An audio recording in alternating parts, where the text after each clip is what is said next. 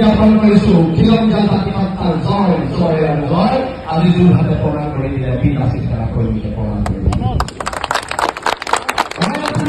গোটেই কথাখিনি ক'লে মাত্ৰ মই এটা কথা কৈছোঁ আদালতৰ কৰিলে যে ঘৰটোতে লৈ গৈছে মিউনিচিপালিটি এখন কাগজ দিলে যে তেওঁৰ দেউতাক মিউনিচিপালিটি কৰ্মচাৰী আছিলে মিউনিচিপালিটি এজন কৰ্মচাৰী আছিলে বুলি কৈ হাইকোৰ্টত মাটিডোখৰ এপ্লাই কৰিছে। এতিয়া হাইকোৰ্টৰ অপৰাধ বনাইছে জেললৈ যাব লাগিব হাইকোৰ্টত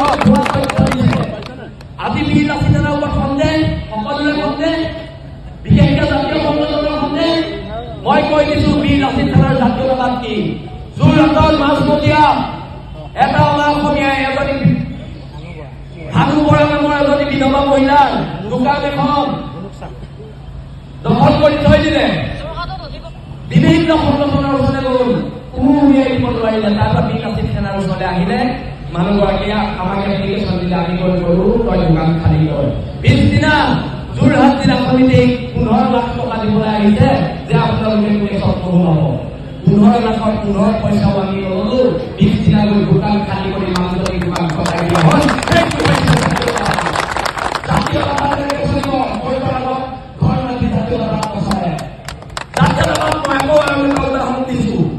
লকডাউনৰ সময়ত এটা কোম্পানী 2,500 ল'ৰাই চাকৰি উলিয়াই দিলে চব অসমীয়া ল'ৰা ঘৰলৈ মই আছিলো দুলীয়াজনত একদম কলিকতাৰ পৰা মানুহ আহি গ'ল আমাক লগ কৰিবলৈ। আমাৰ এখন সৰু গাড়ী তেওঁলোকে এখন ডাঙৰ গাড়ী লৈ আহিছে আমাক কৈছে যে ক'ত কথা পাতিম কৰোণাৰ সময়ত সকলো বন্ধ আমি আপোনাৰ গাড়ীতে কথা পাতিম। তাৰপিছত সি আমাক কৈছে যে সংগঠন আপোনালোকে কেনেকে চলে ভাল কিমান সি আমাক পইচা দিব লৈছিলে 5 লাখ টকা। তেতিয়া তাক ক'লো তই গাড়ী পৰা ওলাব নোৱাৰিবি তোক এটা পিতা হ'ব তোক এটা পিতন দিয়া হ'ব তাক ক'লো। মই যদি পিটিব নালাগে লেপটপ ফোন আৰু 2,500 ল'ৰাৰ চাকৰি দে সেইটো হৈছে জাতীয়তাবাদ। এনেকে চলিব জাতীয়তাবাদ এনেকে চলিব। আমাৰ ওপৰত সন্দেহ কৰি যে তোমালোকে কৈ আছা আমাক যে বকি আছা তোমালোকৰ কলিজা নাই এইখিনি কৰিব আমাৰ কলিজা আছে।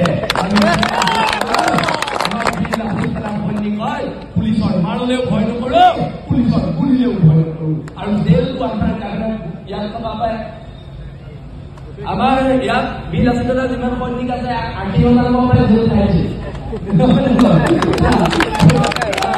আৰু সেইকাৰণে আমি যিটো জাতীয়তাবাদ কৰি আছো সেই জাতীয়বাদ